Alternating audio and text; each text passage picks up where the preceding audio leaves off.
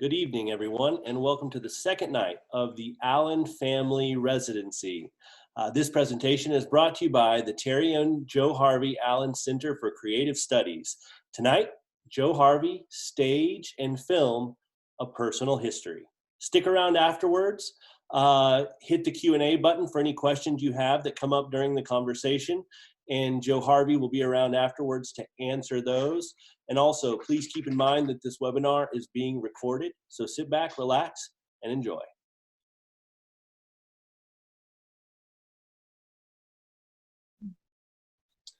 Hey everyone watching, and welcome to this conversation with Jo Harvey Allen. Jo Harvey, thank you so much for being here and sharing your time and your story with all of our students and the people that may be watching this residency video. Well, I'm glad to be here, Paul. I wish I could be in person, but this works. It works, and at this I always wear my mask the minute I go out, and I find that with the kids and the people that I'm talking to, it's actually better to be on Zoom. On bad days, maybe not. I have on my lipstick. And at this point, we're all very used to this mode of communication, so that is great. You know, I want to start by just making a quick reference to the family video, which if you're watching this, make sure you're watching all of these residency videos.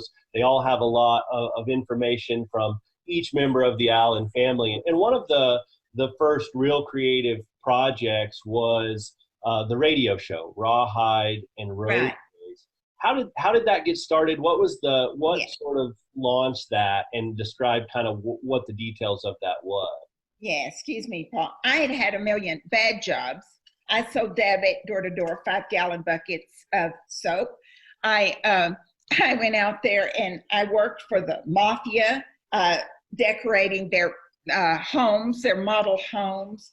I sold meat over the telephone. I had a big cow over my desk. I had so many. I sold paint over the telephone. So think about that. So anyway, I had a lot of odd jobs, and then finally I got pregnant, and it sprung me from even trying to get a job. I wasn't too successful at any of those jobs, and all I really wanted to do was be a mother. And Terry came in one day and he said, "Are you gonna add anything? You know, are you gonna be inspired to do anything else?" And I said, "Oh yeah, I'm going to radio school." And I just made it up on the spot. And I liked country music. And so being from Lubbock, so I just said that and made it up. And the next day, Terry walked in. This is where luck and help from your family, your friends, and everybody else plays a big role in your life. And said, "I got your radio show." This is KPPC AM and FM in Pasadena. Our AM facility has just come on the air. Hi, this is Jo Harvey Allen, bringing you a little Rawhide and Roses. So the first one was taped, the rest of them were live. And it happened to be on the first underground rock station in the country. So everybody was glued to that show. We called it Rawhide and Roses. And right on your corner, left of your heart, and straight on your way home. And then followed by Buffy St. Marie song, "Whenever I go to town, boys always kicking my dog around." It was country and rock. Terry programmed most of the music. It was the first time I worked too on putting something together, producing something. And I did interviews, and I didn't know how to do any of that. So I talked about what I knew, which was my family in Lubbock. I didn't know there weren't any women doing radio at the time. I just did it. I used what I knew.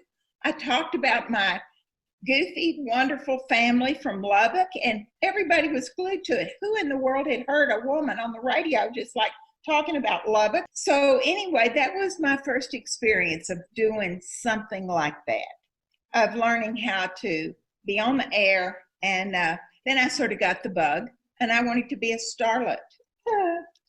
I didn't really want to be an actress. I didn't even know about being an actress. I just thought, ooh, wouldn't that be cool to be in the movies? So I asked the only person I knew who dealt with the movies. I took her to a cemetery and parked in a sandstorm and said, how did you get to be the best director in Hollywood? And I found out that she was catching the bus in LA at the same time that I had a VW. And I went, wow, she just did it. It was a big lesson for me. Yeah, absolutely. It's a big lesson. You don't have to have everything going for you to do something.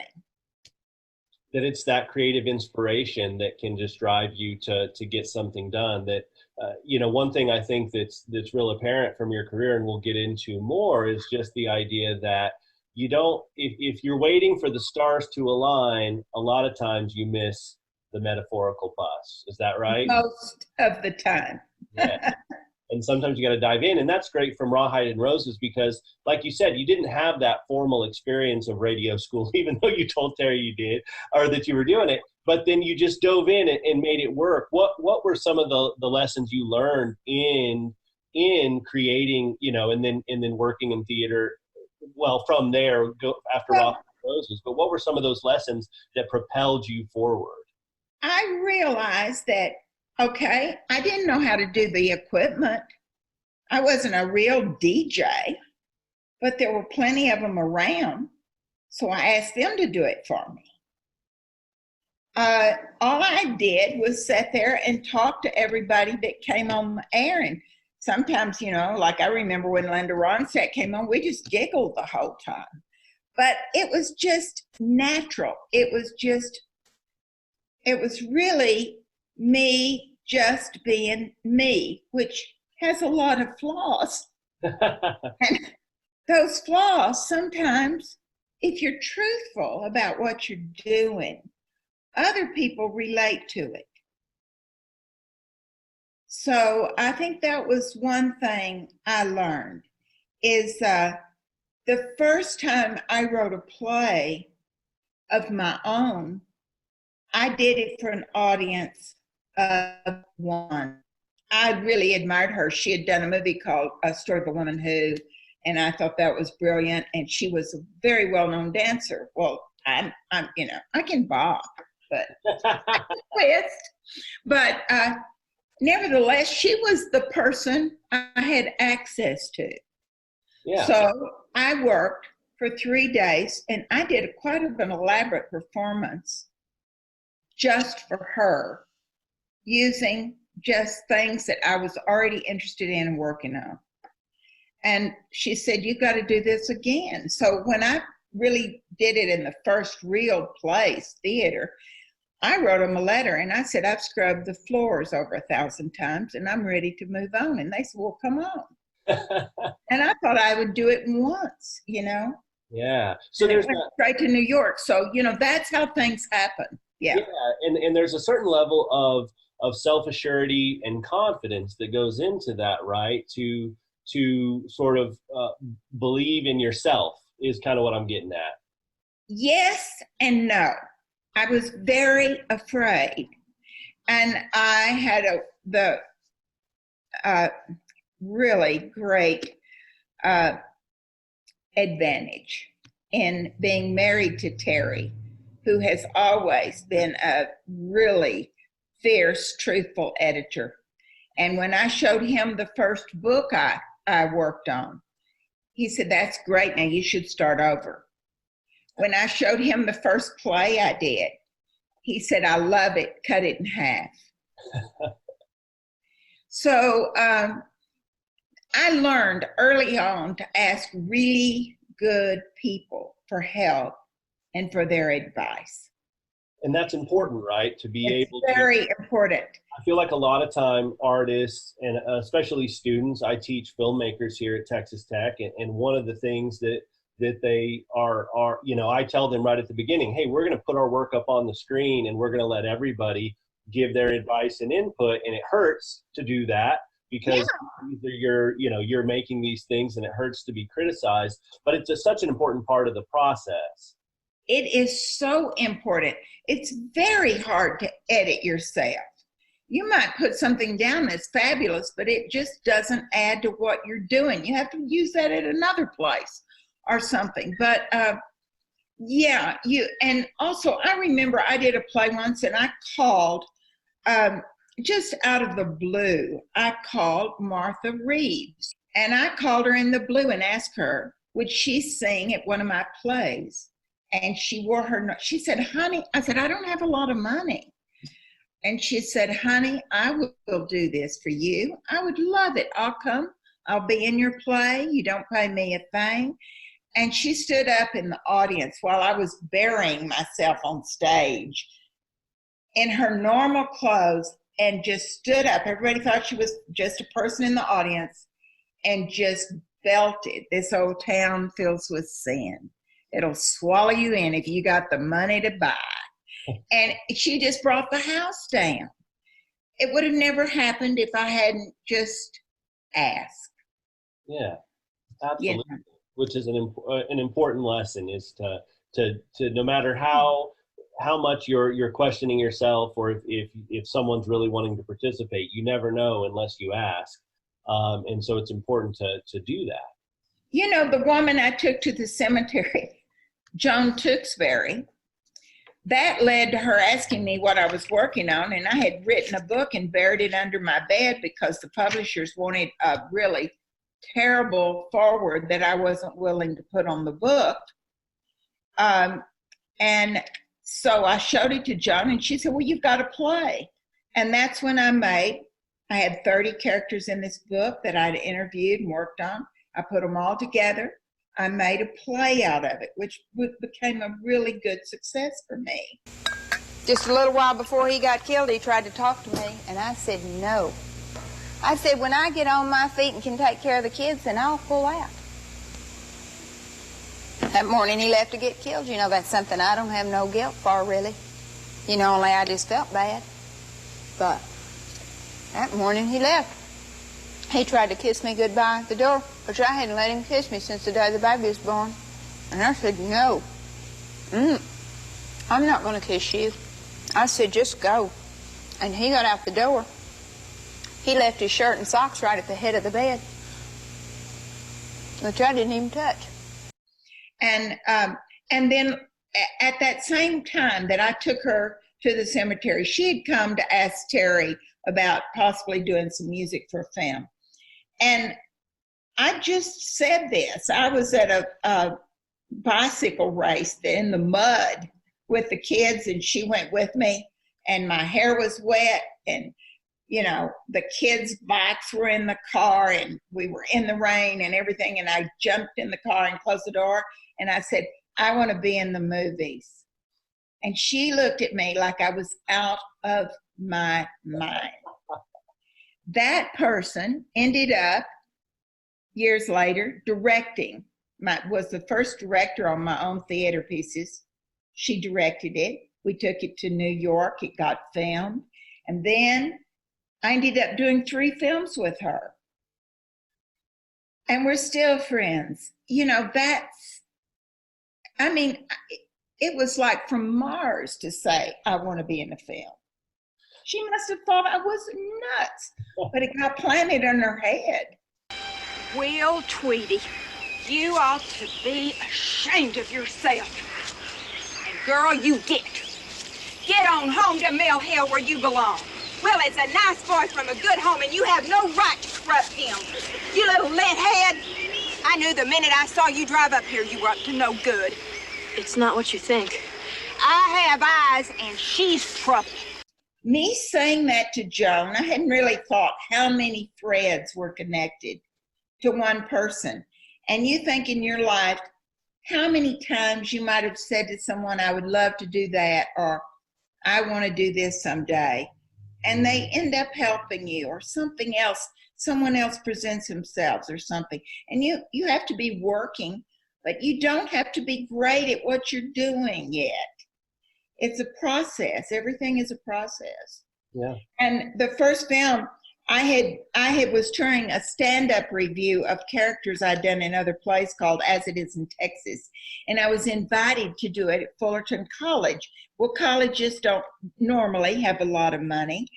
And they had put me up in a crummy, I hate to say it, motel. I didn't have a rental car either. And they let me out at this hotel. And the guy at the front desk said, "Oh, you've been getting calls all day from David Byrne." And I just went, what kind of killer stalker would be tracking me to this motel in Fullerton, California? So I had my McDonald's bag with my hamburger in it when he told me that at the front desk. And I wrote the number down, but then I got in the room and locked the doors and wadded it up the sack and threw it in the trash. So the next morning they were going to pick me up, and my curiosity really got the best of me.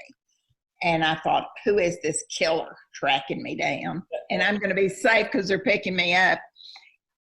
So I call him, and the first thing he says is, "We have a mutual friend, Joan Tewksbury." And I go, "I don't know how I met Joan, but he is a killer, and that is a line a killer would use."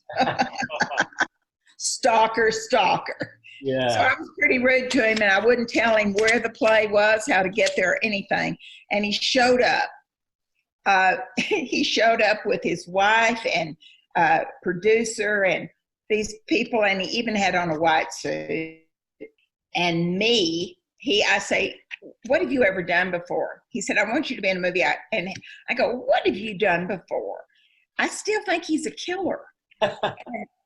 He goes, "Oh, just a couple of music videos." And I go, "Well, then you're not a real movie maker, are you?" Anyway, well, as he's walking out, he tells me when he's there, he said, "Well, I could send you this script and you could really play all the characters in it." Well, I took him at his word.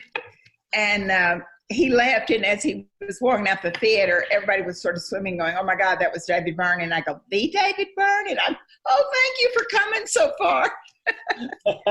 Anyway, I went to New York after reading the script, and I went to dinner, and my main goal at dinner was to convince David that I could also play the male characters in the film, plus all the characters. Well, Jonathan Demme was at the dinner, and he dove under the table at the gall. He couldn't even believe it. He was laughing so hard that I had the gall to want to play all the characters. And David, was real nice. And David said, "Well, maybe you could just play one, and just pick one. And then in the next movie, you can play them all." Well, I have to say this. His next movie was Snow White and the Seven Dwarfs. I called him on it. And I could see myself playing all seven dwarfs and Snow White. Yeah, I'm in the construction business. Got work going on at 5 sites right now. Bought me a condo last week. She's real close here, as a matter of fact. And next week, I just think I might buy me another house. Darling, I'll tell you what now, I just have a feel for it. You know what I mean? Of course, being overly psychic sure doesn't hurt anything. It's paid off for me. Listen, Mr. Fry, I'll tell you something. Fine. Louis, darling, listen. I'll tell you something if you promise not to tell another living soul. Now, I'd never tell this to anybody else, but I believe that part of my extra psychic abilities connected up with the fact that I was born with a tail. Little old bitty hairy thing about that long. Had it surgically removed when I was just 5 years old. I'll tell you, I understood one thing. Directors like David Byrne are few and far between, I think. I was so fortunate. It was a dream doing a first film with David. And I think David had said that he selected Spalding Gray and myself to be in the movie because he knew we could improvise after seeing my characters in plays, and that he knew we could do that and do some of our own ideas, and which we did. He allowed us to do it. And that was a great gift to me, to get to work with someone that was that generous and trying to show me how to do things. He would say, you want to look through the camera at this scene. I mean, how many directors would do that? Not me. He had a storyboard that was really spectacular. So I could see how he was putting things together. And I mean, just being around the energy of someone as multi-talented as David and ambitious and good was really just fabulous for me. And one lesson in there, I think, for people to take that you've already mentioned on, but I just want to reiterate it, is that also led to a lifelong friendship. And so we see this pattern in your life, your creative life and your personal life, of always, one, leaving a great impression so that, you know, that you work well with others, but then also always opening that door, because you never know where your next opportunity might come from. And those friendships and collaborators are a great building block to have those, right? Well, they are. All your friends are. Your family, everybody. You know, you cannot discount. You can learn something from every single person. Most of my plays were written by other people, because all I did was I got known as being a documentarian where I presented characters exactly as they were without any judgment. So I documented these characters. And really, a lot of things that I did came from not knowing how to do something else. I took what I knew how to do. And for instance, I studied with some great poets, and thanks to Terry, who encouraged me to go to the best poets that were available to me. It was my inclination, because I was afraid of poetry. I thought it was so lofty, but I thought I should study with someone that's not quite as well known, because I might not be good at it. And Terry said, no, you got to go to the best ones, which I did. And but the reason I wanted to study with poets was because I had a very limited vocabulary.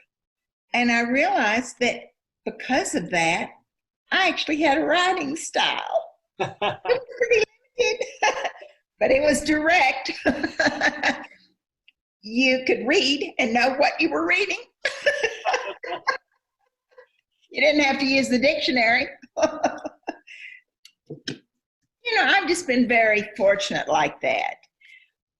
You know, I think you need to be yourself. One thing about being in Lubbock, and I know all your students come from all over the world and everywhere, there is something great about Texans in that it's kind of like, you know, I'll be who I am and like it or leave it, or love it or leave it, or whatever. You know, you get what you see. And I think as long as you're truthful about everything, other people will respond to that. You got anybody sick? Not that I know of. Somebody gonna get sick around you. A P name. P. Mm-hmm. Is it Pearl? She's got gallstones and varicose veins. Maybe. But I see somebody balls gonna get rich quick. Oh, God, let me go, ball. I'd like to buy a poisonous one and put it in my ex-husband's mailbox. Think he'd like that? He deserves it.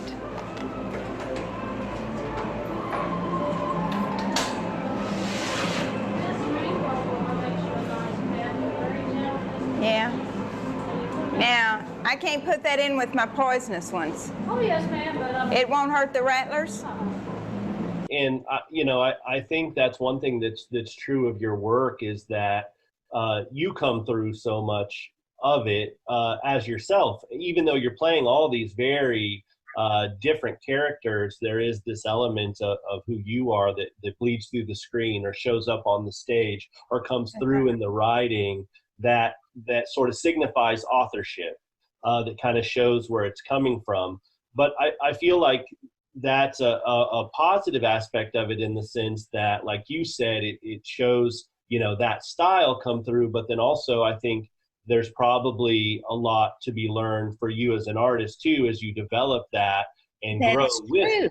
it. You can play yourself in a role for a long time in a lot of different roles. But then, like in this last play I did, which was my favorite one of Terry's, Ghost Ship Rodez, I played a French visionary, plus all of the women, he was very insane, who haunted him in his head. And mid-sentence, I might change characters. That came from a lot of years of playing different characters and experimenting, Yeah. And I never had a real formal, I would be a much better actress had I been able to study acting, or I'm sure of it. I've never been able to do accents. So I've had limitations. Mhm. But I haven't let my own limitations really keep me from trying something. Yeah, absolutely. And I love that. That's a good segue. And it has me thinking about something you and I have talked about, Jo Harvey, is playing a challenging role. Like you said, limitations, and that can mean a whole variation of things, but also the material sometimes can be challenging just in your ability.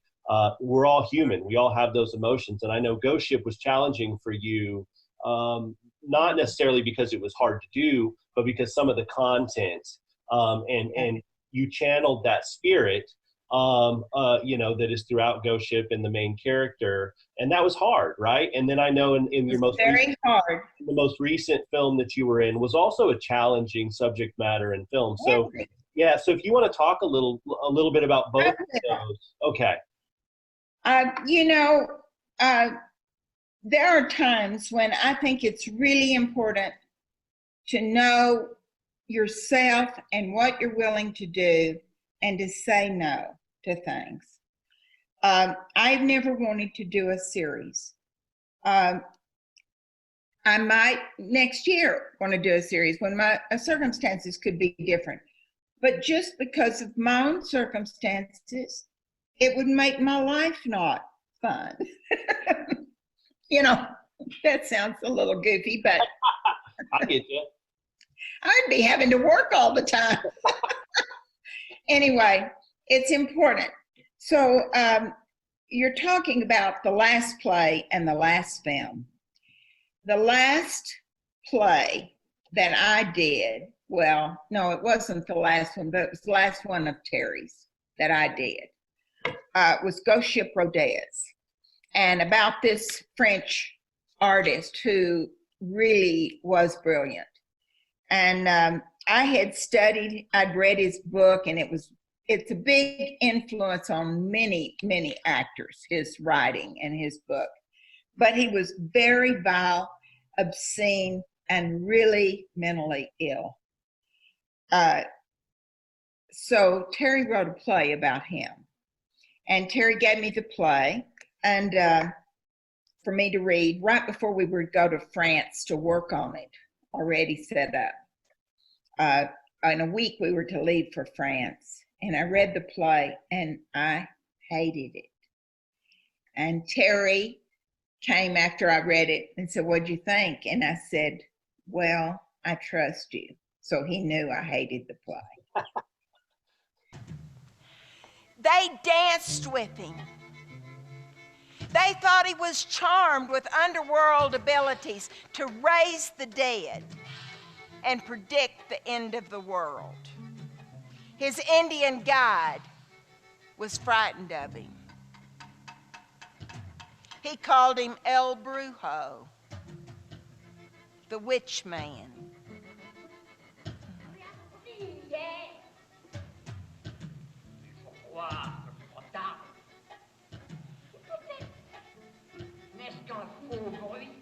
The sky was clear.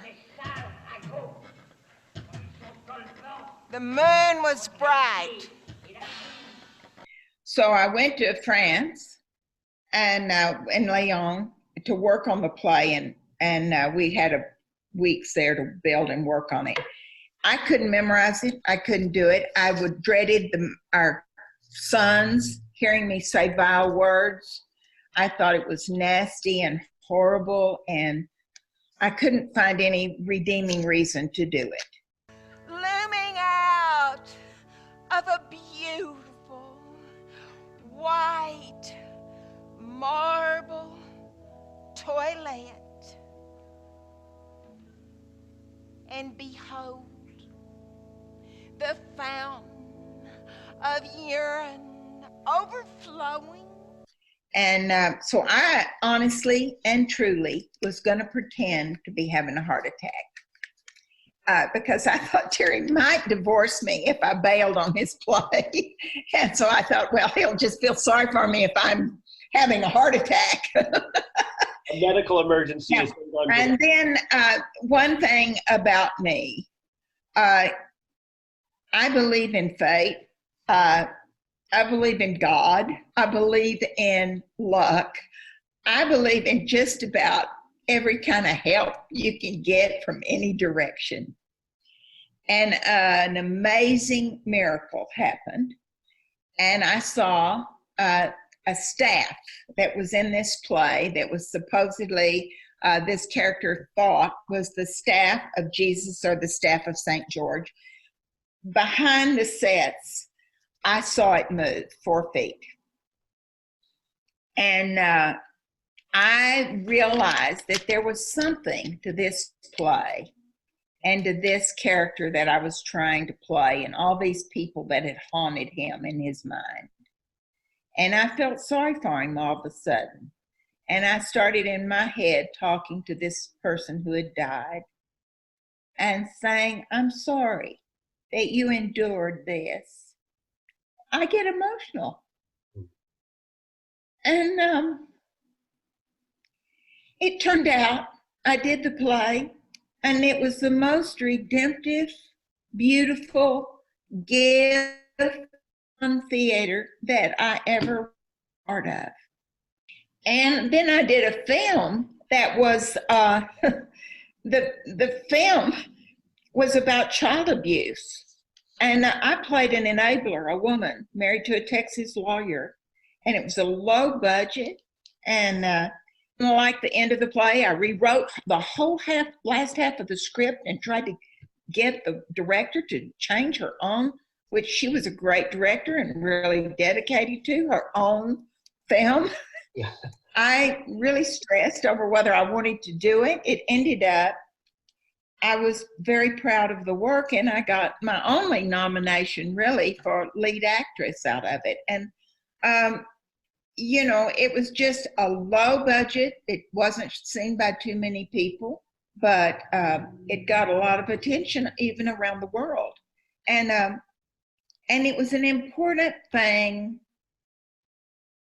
I knew it was important that people understand how many families endure abuse, sexual abuse. And yet I didn't want to be the one to play that character, because a lot of times people identify, if you do a good job, you with the character you're playing. But I'm not sorry I did it. Yeah.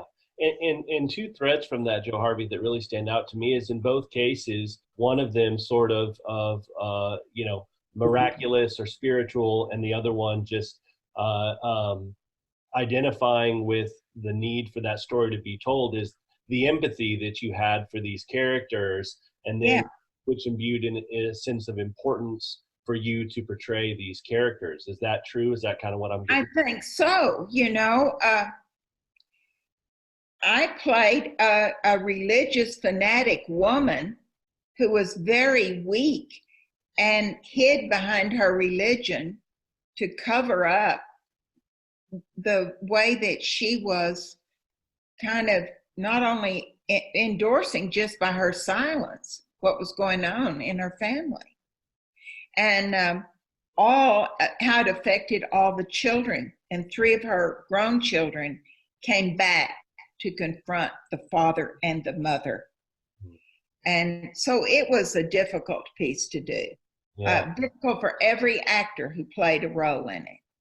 one of the things we're talking about here, Jo Harvey, and one thing I've seen throughout knowing your career and the work that you've done is that factor of empathy to tell the stories of people whose stories don't get told. I mean, the two examples you just said, and then also, thinking about the waitress piece with Joan Tewksbury, which was a play and a book and filmed and everything else. And it was these women who worked at diners whose stories don't get told, but who have lived very hard lives, but they're very resilient, strong women who deserve to have their stories told. Absolutely. I think that's a endearing thread of your work, is telling the stories of the untold, but also having a lot of empathy in those stories and not taking them for granted or turning them into caricatures, but giving them the full spectrum of their lives, whatever the platform is, film, theater. Exactly. Whatever you're doing,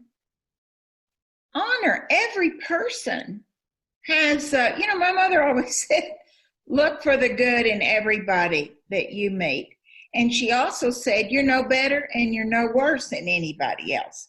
So I always figured I could go where maybe someone thought I didn't belong, or I could go into situations that were really unfamiliar to me. And the thing about it is, in working like that, I learned so much from those people. They really helped me understand a lot of things. I just think when I started working on that, I was just going to do something very simple. I thought, this is all I can do. I'll do photographs, a few photographs and a few words, real simple thing. And then when I met these women and kept going back and getting involved, it grew and grew and grew. And, I realized that so many, the book that was under the bed that didn't get published was because it was during the time of the women's movement had really gone in full force.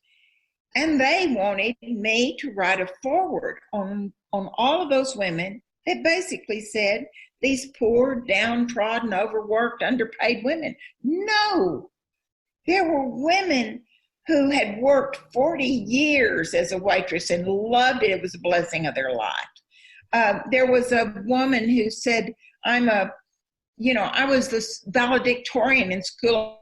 I was smart. Now I'm a foxy chick. Everybody else was burning their bras. And she said, I've got a padded bra and I'm a foxy chick. And, I was a smart duck and now look at me, and so anyway, everybody has their own value. And one of the women I thought was pretty low down as far as her choices in life and everything. She had been a prostitute, and I worked at a truck stop because I hadn't been a waitress. So I went and got different jobs, a cocktail waitress, truck stop, and a coffee shop, and all these places, so I could write about it. And this woman had been a prostitute, and she was 21 with 4 or 5 illegitimate children already. And she quit being a prostitute because she didn't want her kids taken away. And she had been cooking on the front yard on a hibachi. Her house had been condemned, and she had bought her parents a washer and a dryer and a new gas range on her tip money, was trying to work. I realized when I was working with her at the truck stop that she had done more to progress in her life with what she had than I ever had so far in mine. And I was driving out there in a new Camaro with a little house on the block, Yeah. And so you just never can take for granted the lessons you learn and the incredible stories people have out there. Everybody has an incredible story. Absolutely, and you've done a great job of telling so many stories across the spectrum of lives lived. It's really impressive. And one thing I want to kind of segue into is the idea of you've worked across so many mediums, as I said earlier, 26 films either co-starred or appeared in, 7 plays of Terry's, 7 plays you co-wrote or wrote on your own. You've been in other people's plays. You've been in many of Terry's installations. You've written, you've emceed, you've done poetry. Like, it's this great body of work that goes across so many disciplines and so many platforms. When you think of a project or when inspiration strikes, do you know where it's going to land? Do you know this should be a play? No, never. When I was working on the Waitress book, I started taping them, so then I had to transcribe them with my little, every word per word. Took me a year. And then when I looked at their words, I had such love and respect for these women that I thought, and I didn't know a thing about poetry. I'm going to just put their words in a little verse form because it kind of, in my mind, elevates it. It makes it more important. It was just recently that someone at a National Geographic convention took that play apart and said that allowed you to breathe between the words because they were so meaningful, these women. But it was an arbitrary decision just because I thought it would elevate them in some way. But then when I had to write a foreword in the book, because my limited vocabulary, it was so sparse, that's when I decided to go study poetry. Yeah. And that led to doing readings for a year and studying with great poets. And then I did my first performance, which was really, I used what I had. And I made it up of the poems. Well, that became sort of a new thing to do. Now, rap, now look, everybody does that. But then it was very different. I was crawling around on my bloody knees and burning my high heels and doing poetry. And one thing just leads to another. And a lot of it comes from just taking a chance. Yeah, absolutely. Working at something, Absolutely. And another thing too is not just that idea of you working across disciplines and formats and platforms, but then also even within those platforms, you've been very experimental and worked with people who are experimental in the sense of, like the Waitress play, you perform that in diners, et cetera, with 360 Oak Grove. You did that in sort of a hostel, homeless hotel and performed it on the first 2 floors. And then like Chippy, which was a little more straightforward, it was still an opera about a prostitute, and you guys put sawdust all over the floor, which... Yeah, dirt. Yeah. At Lincoln Center. Yeah. At a new theater at Lincoln Center. That didn't go over so well with them, but they said, we had all these wonderful Texas musicians were all the Johns, and I played Chippy, and it was all from a diaries of a real prostitute during the 30s. And even this woman was amazing. She had talents, this photographic memory, and she was an interesting character. But anyway, so we've just done a lot of things using our friends, working with all kinds of people. Just, you have to be open and take chances. And if the opportunity is not there for you, which frankly, most of the time it's not, you have to make it. Like that Waitress play, I memorized it during soccer games. I would walk up and down the field memorizing. I had an hour memorized, and I went to Alaska, and I went to the Chicken Burger Cafe, which was one tiny spot, had a big chicken on the roof of this place, and I asked if I could do my play there. And my character cussed, my waitress cussed. And the guy, Naomi and Fonzo were running the cafe. They said, we're very religious. So I started talking, and my character cussed in the first sentence practically. And he said, stop this. I won't have it.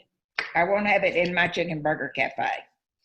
And I said, Fonzo, just give me 15 minutes. And he said, okay. And then he said, you know what? I'm beginning to like this old gal, my character. And so I performed it there for a handful of people who were our friends, who knew I was going to do this play there. It was all scripted. And for people that came in to eat their chicken basket. And someone saw that play. And I got a call from People magazine with a feature story. Wow. I took the play all over the country and in Europe. And I just did it for years. Yeah. But I I did it there because I didn't. And then I started, I started doing all my plays in real locations. Like Hallelujah was beside a roaring river before I took it to a theater or an art museum or whatever. Yeah, and it's seeing those opportunities and then just going for it. And you can't be afraid to fail. We're talking about a lot of your successes in your career, but you'll be the first to admit there's also a lot of failures too. And what do you learn from that aspect of artistry and work is, go ahead, but just, you have these successes, but a lot of times people don't want to see it or hear it or whatever. And how do you pick yourself up from that and keep going? Well, I did a play once at a 2,000-seat theater in San Francisco, and the producer was a rat and had no money and advertised the wrong night. And I thought I did it for 100 people. Terry says I did it for 50. No, I've had failures, believe me, a lot of them. And I have a new easel. I got inspired seeing some work in New York, and I told Terry for my birthday last year I wanted an easel. I ordered the biggest easel. I thought, I'm 78, I've waited all this time for an easel, so I want the good one. I've got these little canvases on it. So far I've done 3 little paintings. They're just for me. But who knows? Yeah. I'm like, who knows? Maybe I'll learn to paint. You got to try stuff, but enjoy your life. You know, I got asked to do, you seize your opportunities too. This is good for students to know. Some crazy person asked me, just because I was developing some film, some photographs, I was learning how to develop. And they said, would you like to teach a class? And it was the honors class or whatever at NYU for photography. And I said, well, yeah. Well, I didn't know very much about photography, and I knew I would never get the opportunity again, so I seized it. And I said, yes. And so what I told the students, I had the flu the day I was talking to them, and I said, you know what, I would suggest, I said, you don't ask me anything about the f-stop. I don't really know about that. I said, anything about the G-spot, I'd be happy to tell you that.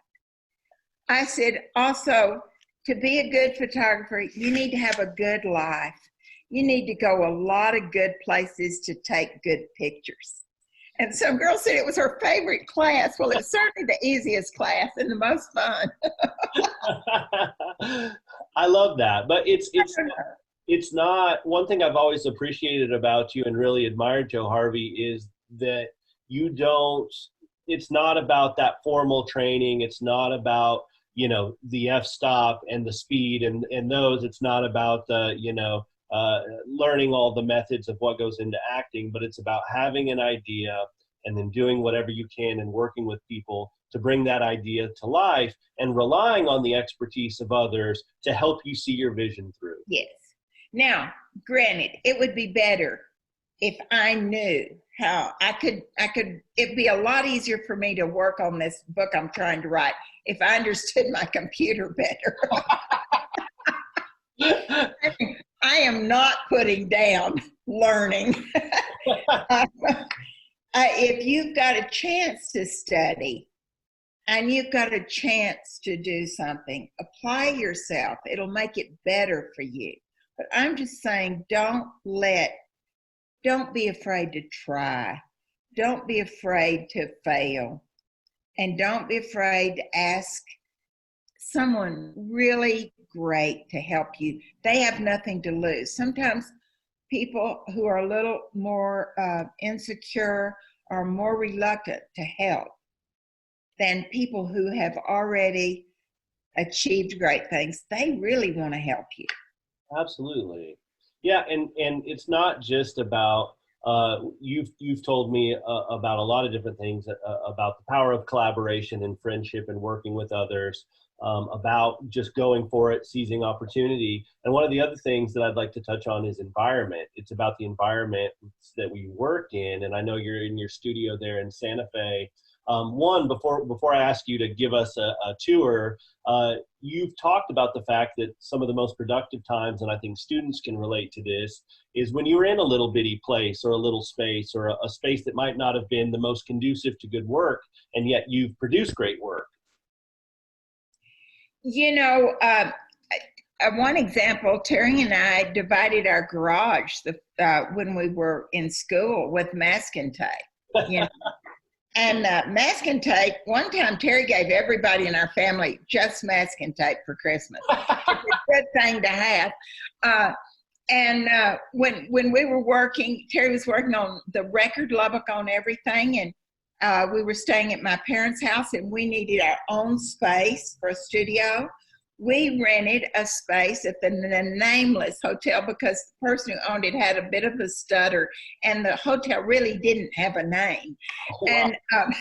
And it was full of workers that came in to work, you know, at the cottonseed mill across the street. And so we had this room at the Nameless Hotel, and we took our masking tape and we went right across the bed and up the ceiling and down and on the floor and up the bed till it matched half mine and half Terry's. And when I was the most productive that I've ever been in my life was when I was probably the busiest with kids, cooking. I always loved that part. Yeah. And so I could not give that up. But in the time when they were in school was just golden time for working. And my studio was their room. Mm-hmm. And I cleared everything away so it was back to their room by the time I went to pick them up, take them to soccer practice and do all of that. That was my most productive time. So there's always time and a space. Now I just have my dream studio and I don't get as much done. So maybe it's bad. Maybe you need to go to Austin to Bucka's room and work on your. Yeah, exactly. I'm sure he would love that. Yeah. Jo Harvey, that's a great way to end. Thank you so much for your time. Students, remember there's multiples of these videos, and there will be some Q&A sessions that you should tune into that you'll get more information about.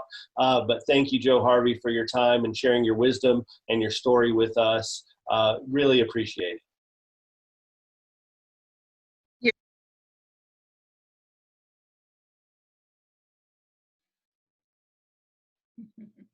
Hey, Jo Harvey. Hi, Paul. Thanks, Paul. Thank you. That was wonderful. Thank you. And thanks to Andy, who helped, Andy Wilkerson as well. Yes, absolutely. Well, you were talking about your studio. Your studio is looking lovely behind you there tonight. Thank you. One of the things I want to kind of press in on, and everyone remember, please hit the Q&A button. Get those questions coming in. Any questions you might have for Jo Harvey as we go through this Q&A session. I already see Bucka raising his hand. He must. Yeah, no, she can just come on over and work anytime. You got it. So, Jo Harvey, one thing that I think is fascinating, and we see that threaded throughout the conversation, is how curiosity has led you to so many fascinating places. But I'd like to hear you talk about curiosity in your work and how you find your work. what is it that drives you to be like, okay, this is it? Like, I've been talking to all these waitresses across the country, and there's an idea here for art, for theater, for film. Like, what is it that finally sparks in you that curiosity that then opens a door to some type of artistic expression? It's always surprising to me because every play that I have written has come from a completely different inspiration. I wrote one play just based on the sound of a baseball game. And I didn't know a thing about baseball except that I was very happy when I heard that in the other room. And it just seemed to me that it was the soundtrack for the American dream. It was slow paced and easy, and it was happiness. And so it took me a year of really floundering before I was able to have an intervention by a person who happened to be there, see one of Terry's drawings with a baseball bat in it. Everything is so magical, really. And she said, you know, I used to be an art collector. That's how you know me. But no, I'm into sports. She owned Oshman Sporting Goods. And she said, I have to fly out of town tomorrow, but I'm coming right back before you leave town. I'll be here the next day. And I've got to take you to San Diego to meet Lefty, who was the character that Rosie O'Donnell played in A League of Their Own. And she introduced me to these women, and it was just like a gift out of nowhere. One woman in baseball with an incredible life story that just fell in my lap, just like a gift. And I really, that particular play, I felt I didn't really write. And as I said, a lot of the characters have just been gifts, really, that helped me.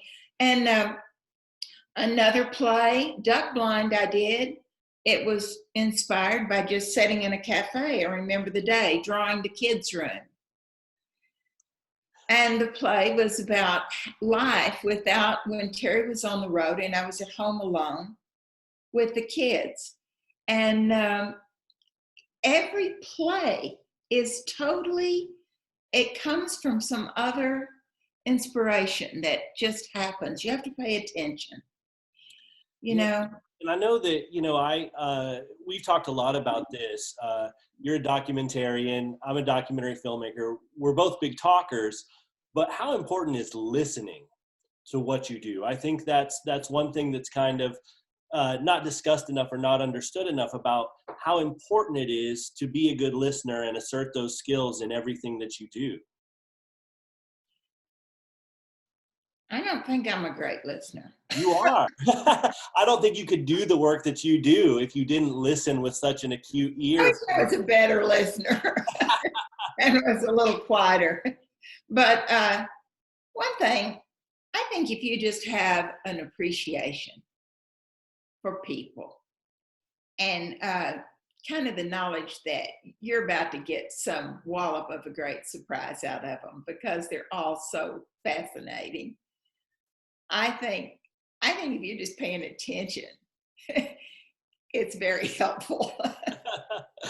One thing you discussed is that you've sort of taken on painting. Is there any new developments in that avenue for you? No, but I'm going to make some attempts, little stabs at it so that I can try to do something before Christmas. We'll see. Yes, absolutely. Yeah. What is, looking back, and this is sort of an unfair question. I know there's definitely a lot of different things that you appreciate about different things that you've done, but could you point to one character or one example of a character you've played that either was your favorite and that's kind of mundane, but maybe that opened up a new world to you or gave you a new understanding about your craft?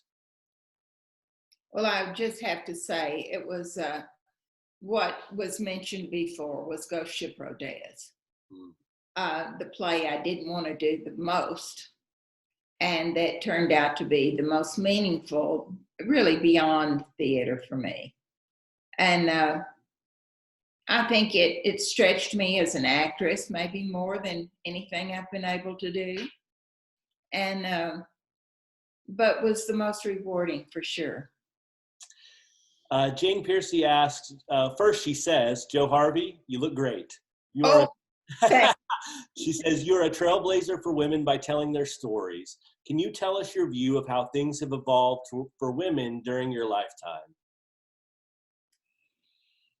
Yes, I'm working on a book right now, and I talked to Terry this morning about it. It's called Neighbors and Old Men. And I was thinking so much about this COVID period and us being at home and our longing for friends and for, just being out in the world. But I was thinking how different the world might be after this and how different it was. I'm writing every neighbor I ever knew since I was 5 years old. Wow. And I'm writing now about my neighborhood when I was a kid. And my grandmother had a quilting frame that all the neighbor women came at 10 o'clock. And then she had they sat and gossiped and quilted and psychoanalyzed each other. And then, there was boarders in the house and there was lunch to be made for everybody, and then they left, and then it was just this ongoing people. After dinner everybody retired to the front porch and told stories, and the neighbors came, and it was a different time. And I was just thinking about all the changes. We did the thing on the family last night, and Paul, you and I had a little conversation about it. Terry and I have had a wild, crazy, up, down relationship and family, but we've kept that family together. But there are so many different families that have evolved now, and they're all so valuable, I think, to people.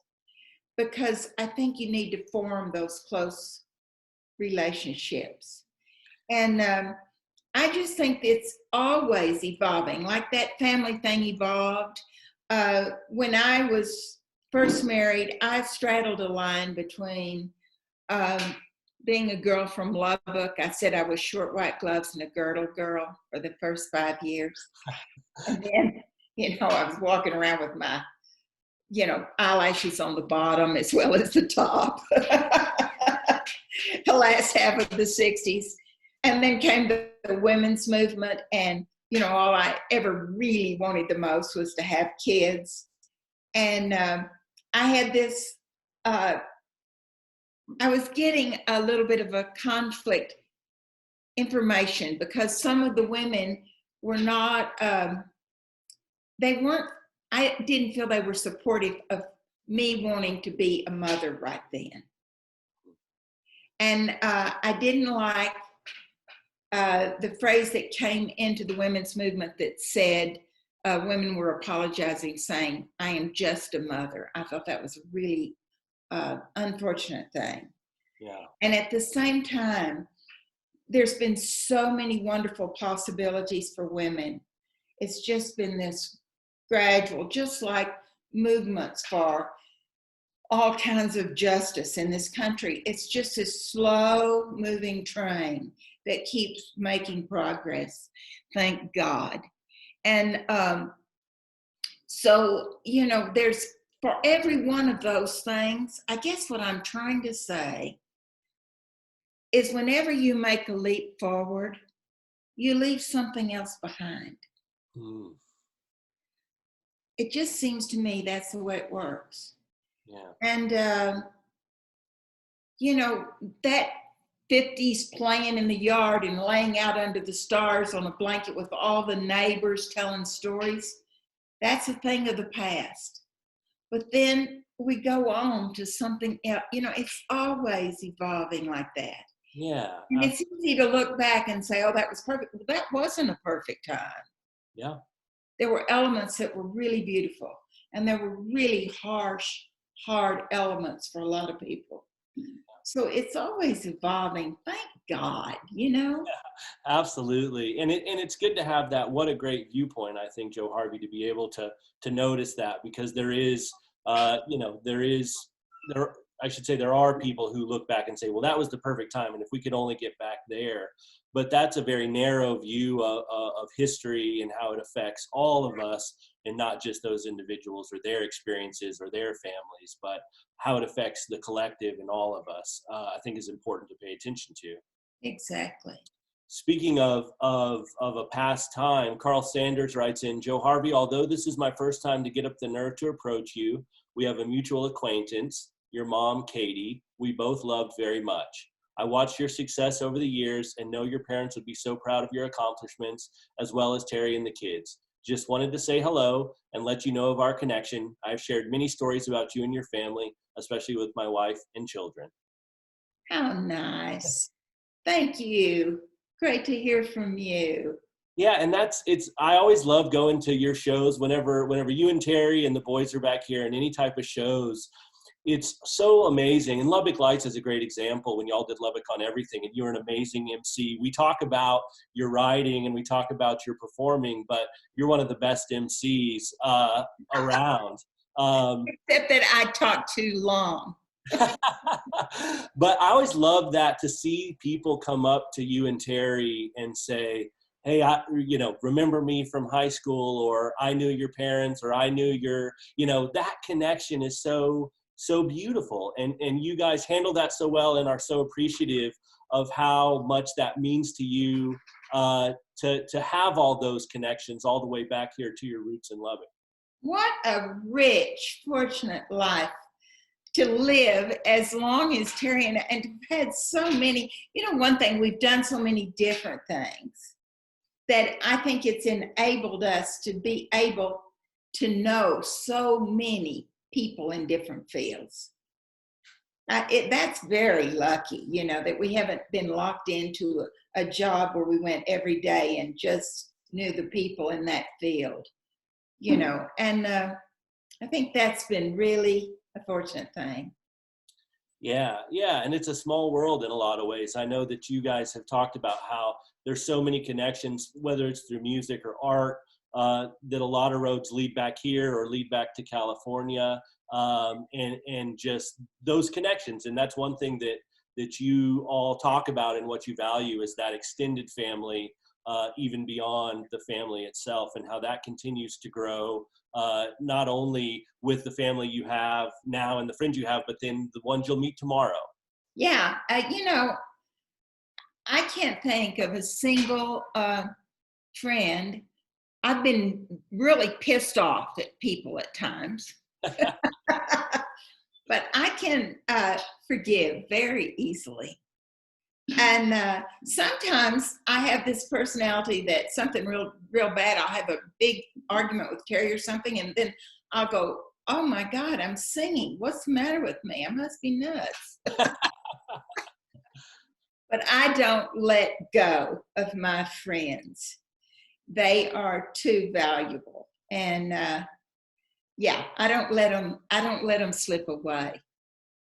Richard Bowden wrote in and he said, this is inspiring, Jo Harvey. So that's just another comment, but there it is. So someone, Richard, especially when he's cleaning the oven. Richard, we need you so bad now. Someone writes in, all of your characters seem to embody contradictions, Jo Harvey. Lubbock is a land of contradictions too. How do you feel like place has informed your work? Or how do you feel like places you have lived affect your work? Well, Lubbock, I always felt was a paradox, sort of like India. There's so many things that are so open, and yet so many things that are shut down, and I don't know. But of course, it's with me always. I mean, I could never lose my accent. I it's just a part of me and my family, and that's where I'm from and my roots. And I think in any of your work, you really just have to be true to yourself. I mean, for students, I think there's just one main thread that I feel is the most important. I want to keep this whole evening brief, but I just have to say this, Paul. It's been my experience personally that I think once you commit to something, Providence steps in. And I believe in, if you pay attention to your intuition, I think your dreams, everything that's you, that's personal, is good enough to use. And that's where you find the truth that I think other people also respond to. And I think you can't always think that you have to be better before you try something. Yeah, I absolutely. think you just have to be more truthful, pay more attention.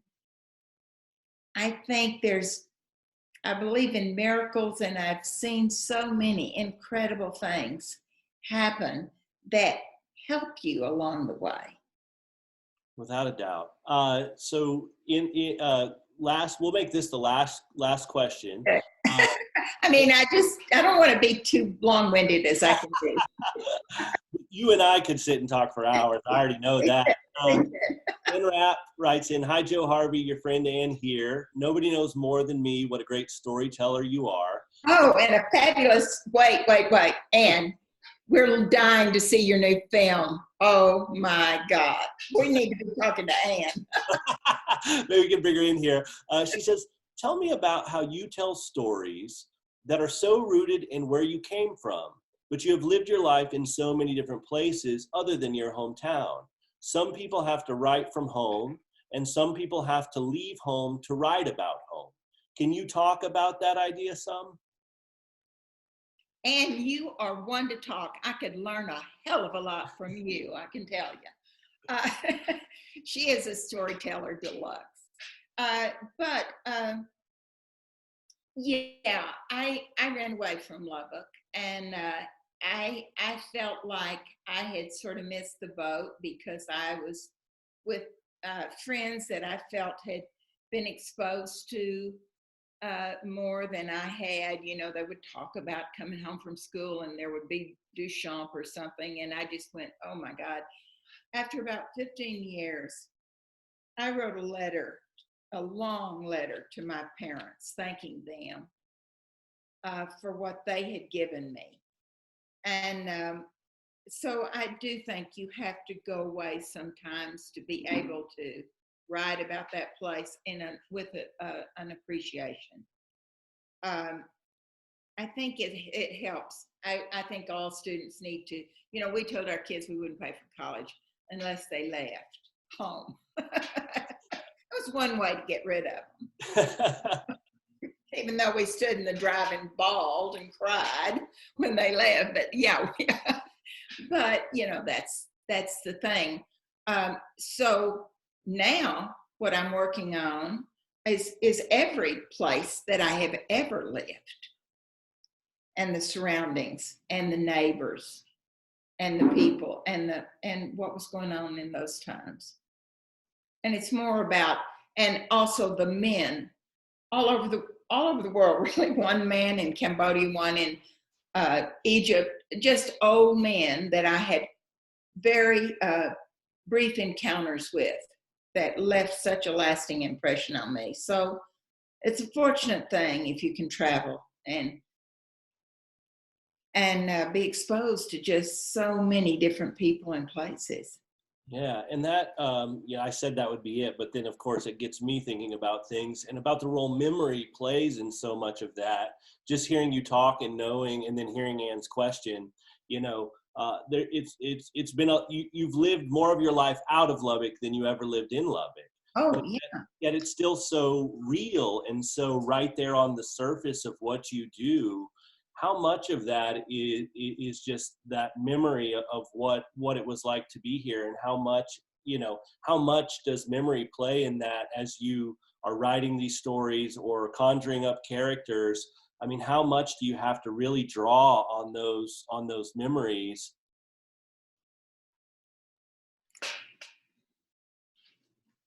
You know, I don't know if this even addresses what you're asking, but suddenly I thought about something. One of the neighbors I wrote about, I was 5, and she had a big house with a canopy bed, and I thought she was like a queen. And she had princess feathers in her yard. And I don't know if anyone knows what those are. They're big, velvety, red feathers that kind of scallop like that. It looks like a crown. And I would pick those in secret and pick her pampas grass and pretend I was a queen.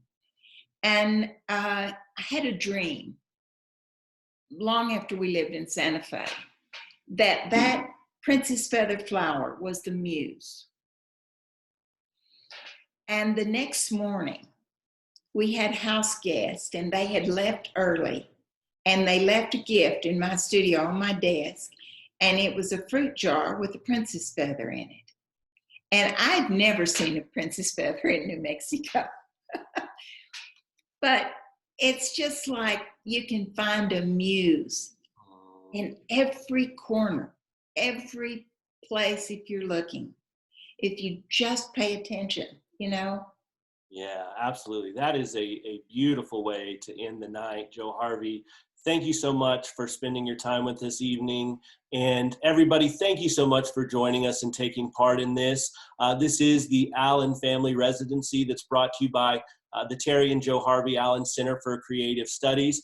This is night 2. Tomorrow night we come back and we'll be with Bale Allen as we talk about his life and work as a gallerist and an artist, and how he's dealing with creating work in the time of COVID. So make sure that you come back, same time. Remember that registration that you have, that's active for the entire 5 nights. You don't need to re-register for the individual session. So just join us again tomorrow night at 7:30, where we'll be with Bale. Jo Harvey, thanks. Thank you, Paul, very much. And to the students, good luck in y'all.